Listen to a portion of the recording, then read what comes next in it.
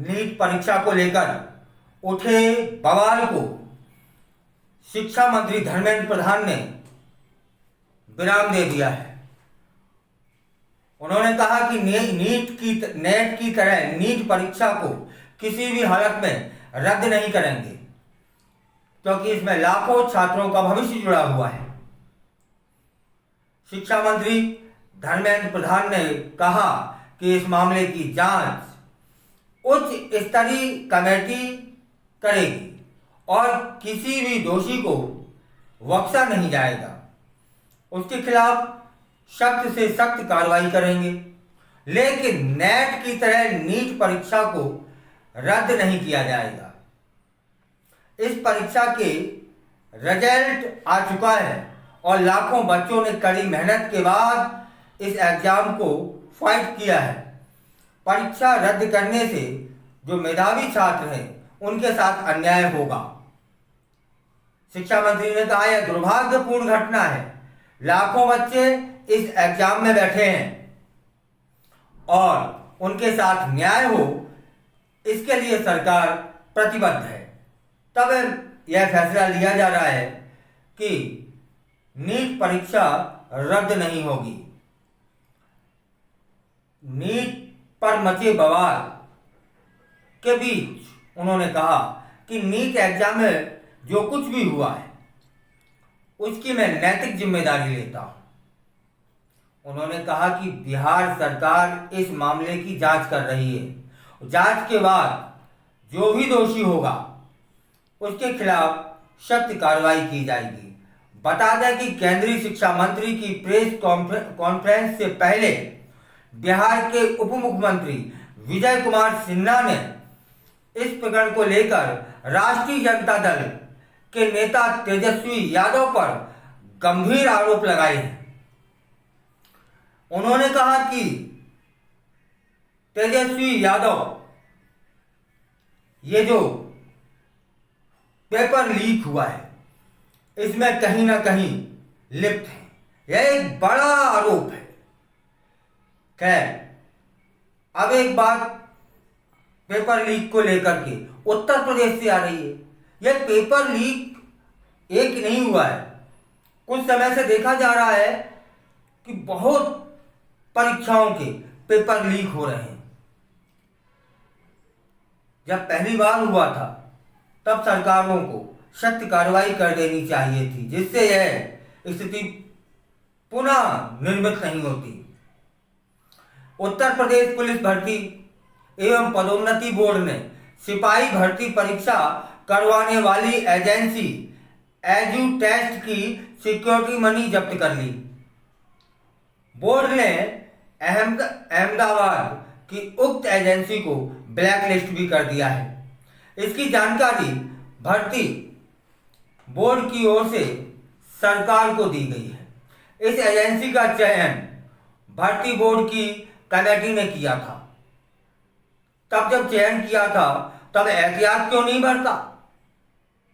एकदम से विश्वास कर लेना, या फिर आज यह एजेंसी ने क्या किया यह सबके सामने है ना। चलिए बात करते हैं ये हुआ क्या है। उक्त भर्ती की परीक्षा करवाने में टीसीएस ने इनकार कर दिया था। कौन सी परीक्षा? उत्तर प्रदेश पुलिस भर्ती की परीक्षा। इसके बाद बोर्ड ने एजेंसी चयन के लिए कमेटी का गठन किया, जिसके जरिए अहमदाबाद की एजू टेस्ट एजेंसी को परीक्षा का काम सौंपा गया। बोर्ड के अधिकारियों की माने तो कंपनी की सिक्योरिटी मनी जब्त कर ली गई है। अरे सिक्योरिटी मनी जब्त करने से क्या होगा? कितनों के अरमान पिघल गए होंगे। कितनों ने समझ लिया होगा कि हम पुलिस की भर्ती में बिल्कुल ठीक से पेपर दिया है और पास हो गए हैं। अब विचारों का क्या होगा, है ना। तब बात करते हैं कि अब एजेंसी को परीक्षा के एवज में कोई भुगतान भी नहीं किया जाएगा। सिपाही भर्ती परीक्षा में पेपर लीक मामले की जांच एसटीएफ कर रही है। एसटीएफ पर इस मामले में एजू टेस्ट एजेंसी के संचालक विनीत आर को बयान दर्ज करवाने के लिए 4 बार सम्मन जारी कर चुकी है और 4 बार जारी हुए नोटिस पर एक बार भी उस एजेंसी का जो संचालक है वह नहीं आया। उसने बयान तक दर्ज कराना ठीक नहीं समझा। ऐसे गैर जिम्मेदार इंसानों के साथ सिर्फ इतनी सजा कि उसकी एजेंसी को ब्लैकलिस्ट कर दिया जाए या उसे काम ना दिया जाए या उसका पैसा रोक दिया जाए, इतनी सजा तो नहीं होनी चाहिए। जाने कितने अरमानों के साथ ये लोग खेलते हैं या ये खेले हैं, अभी दोषी है या नहीं है ये भी नहीं कहा जा सकता, तो बयान देने क्यों नहीं आ रहे हो? कहा जा रहा है कि पेपर लीक के बाद विनीत अमेरिका भाग गया। दूसरी तरफ पेपर लीक में अहम भूमिका निभाने वाले प्रयागराज के राजीव नयन मिश्रा के बयान के आधार पर एसटीएफ ने इस मामले में मास्टरमाइंड सुभाष प्रकाश की तलाश भी तेज कर दी है। ये सुभाष प्रकाश और ये संचालक, इनको जल्दी से पकड़ा जाए और दंडात्मक जो भी विधिवत कार्रवाई हो उसे संचालित किया जाए। इसके साथ साथ एक बात और कि ये पेपर लीक का मामला चाहे नीट का हो या ये पुलिस भर्ती का हो, यही नहीं हुआ है, इससे पूर्व में होते रहे, बहुत बार हो चुके हैं। अब ये बहुत बार बारंबार लगातार होने वाले पेपर लीक, परीक्षा रद्द पर विराम लगाया जाए।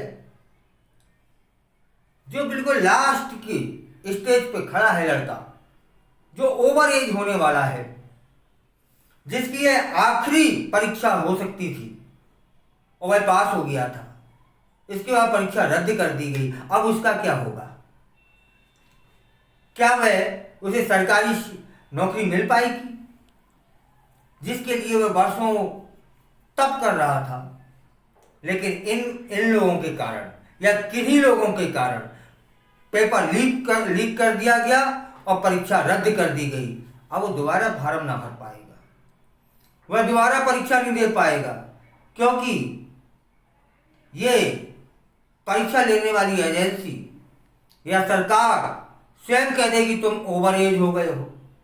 अब ओवर एज हो गया, इसमें गलती किसकी है?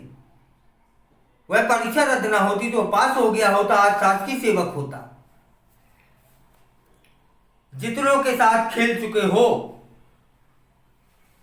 या जितनों के साथ यह खिलवाड़ हो चुका है वह पर्याप्त है।